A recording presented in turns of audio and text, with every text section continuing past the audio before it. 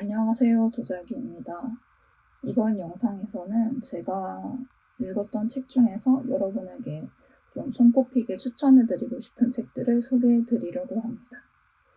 여기 이렇게 책으로 많이 지저분한 제 책상 한 켠이 배경이고요.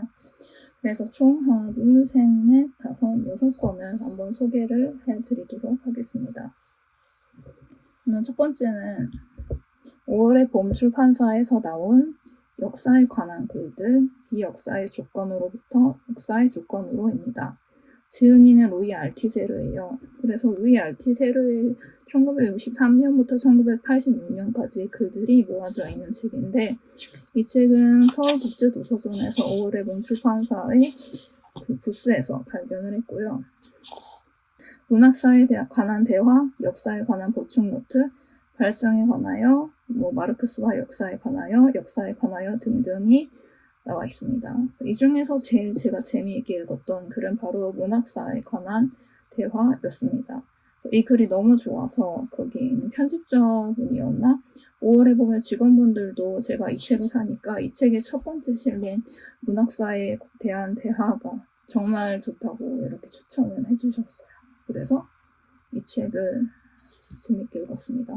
이 책으로부터 약간 알티세르에 대한 궁금증이 생긴 것 같아요. 그래서 알티세르 책을 검은소도 있고 마르크스에 관하여인가 그 책도 샀는데, 사실 제가 그런 역사 철학에 대해서 작년 추석쯤에 몇 권의 책을 읽고 나서 올해는 약간 관심사가 바뀌었거든요. 생태학 중에서도 ANT 행위자 네트워크 이론에 좀 관심이 가졌는데, 그렇게 관심사가 바뀌면서 그 관심사의 연대별로 책을 가지고 있으면 좋을 텐데, 제가 아무래도 책장 사정이 그렇게 좋지 않아서 알티세르의 책들을 몇 권 나누기로 했습니다.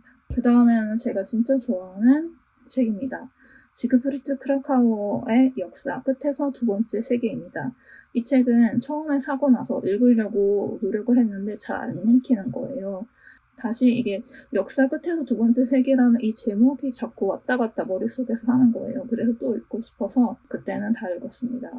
여기서 말하는 역사는 우리가 딱 구분을 할 수 있는 역사가 아니라 정말 그 애매한 역사의 애매성에 대해서 좀 다루고 있는데, 끝에서 첫 번째 세계는 철학이라고 해요. 철학은 그 단어 하나하나를 명확하게 구분하고 그런 걸 중요시 하잖아요. 근데 역사는 철학처럼 그렇게 할 수는 없고, 약간의 그 중간에 있는 중간의 애매함, 그런 게 역사에는 항상 갖고 있을 수밖에 없다. 그런 의미에서 역사는 끝에서 두 번째 세계다 라고 말하는 것이 이 책의 요지입니다. 그 다음에 이거는 제가 배수아 작가도 좋아하는데, 배수아 작가랑 좀 다른 결로 좋아하는 작가가 이성아 작가가 있어요. 그래서 밤이여 오라, 이 책도 2번 읽었는데요. 제9회 제주 사상평화문학상 수상작입니다. 그래서 현대사의 굴곡을 겪은 사람들의 이야기를 담고 있어요. 여기 나오는 것처럼 자그레브, 마르부르크, 베오그라드, 서울 등등 약간 그 동유럽의 발칸반도 쪽에서 전쟁을 겪은 나라들과 우리나라를 얽혀나가는 그런 이야기입니다.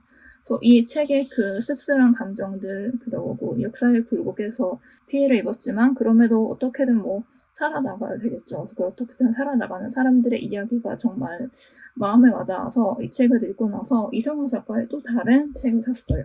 바로 유대인 극장이라는 단편집입니다. 이 중에서 좀 되게 충격적이었던 게 바로 베이비시터라는 단편이었어요. 그래서 어떤 내용인지는 좀 말씀드리기가 어려운데, 저는 좀 이 책을 읽고 나서 진짜 충격적이어서 가치관을 바꿨다라고도 볼 수 있어요. 너무 충격적이었기 때문에. 그런 책들이 있잖아요. 내 삶을 막 뒤흔드는 그런 책들. 그런 책 중에 하나가 아니었나 싶습니다. 그 다음에 최근에 좀 읽고 많은 영향을 받은 게 바로 이 티머시 모턴이 지은 어두운 생태학, 미래 공존의 논리를 위하여입니다. 이것도 서점극장 라블레에서 샀는데요. 좀 제가 생태학에 좀 관심이 있거든요. 제가 또 탐조가 취미였다 보니까 생태에 관련된 이슈들에 관심을 가질 수밖에 없는 상황인데, 여기에 어두운이라는 게 붙어서 과연 어떤 건가 했는데, 여기에서도 인간, 비인간 그런 걸 다루고 있어요.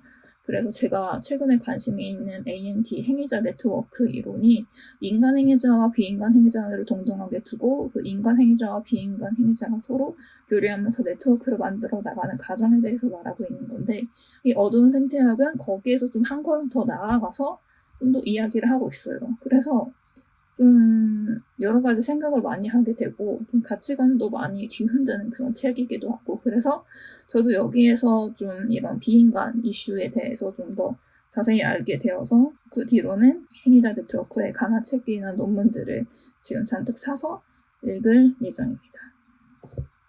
그리고 아직 여기에는 없는데 여기 쌓여있어 있는 책 중에서 제가 절대 버리지 못하는 책이 하나 있습니다. 바로 루트비히 비트겐슈타인의 논리철학 논문입니다. 사실 제가 인문학도는 아니지만 한때 인문학도를 꿈꿨던 사람으로서 언어철학은 뭔가 그 언어 자체를 다루고 있잖아요. 그래서 언어로 이렇게 막 씨름을 하는 그런 것에 대한 뭔가가 있는 것 같아요. 그리고 딱 이 언어철학 책을 읽으면은 여기도 세계는 일어나는 모든 것이다. 세계는 사실들의 총체이지 사물들의 총체가 아니다. 이런 거 읽으면 처음에 무슨 말인가 싶었는데 저는 조금 독일어를 할 줄 알거든요. 그래서 이걸 독일어로 읽으면 독일어 그대로 받아들이면 약간 이해가 되는 거예요. 그래서 이 논리철학 논문은 제가 되게 작년에 좀 일적으로 힘든 시간을 겪고 있을 때 이 책을 독일어로 필사를 해나가고, 그 다음에 그냥 이 책만 읽으면은 원문만 읽어서 원문 번역된 것만 읽어선 이해가 안 되잖아요.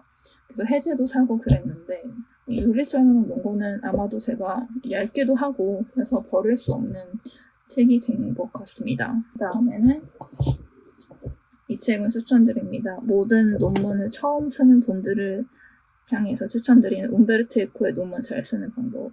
움베르토 에코는 장미의 이름이라는 소설을 쓴 소설가이기도 하지만 이탈리아의 교수잖아요. 그래서 교수가 말하는 소설가이자 교수가 말하는 논문 잘 쓰는 방법이 나와 있는데 여기에서 그 카드 쓰는 방법이 나와 있는 거예요. 그래서 제가 좀 인덱스 쓰는 거에 많이 관심이 있거든요.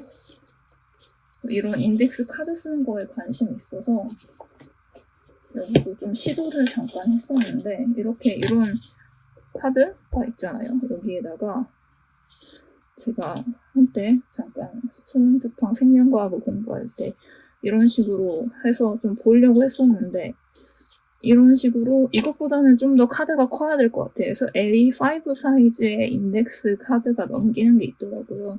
그런 걸 사가지고 정리를 하거나 아니면은 제가 좋아하는 이런 리갈 패드에서 정리를 해가지고 하는 것도 하나의 방법이겠죠. 그래서 어떤 식으로든 저한테 좀 익숙한 방식으로, 저한테 맞는 방식으로 정리를 해서 어떻게든 뭐 논문 아이디어를 잡든지 발전을 디벨롭을 하는데 좀 도움이 될 것 같다는 생각이 최근에 들고 있습니다. 네, 그렇고요.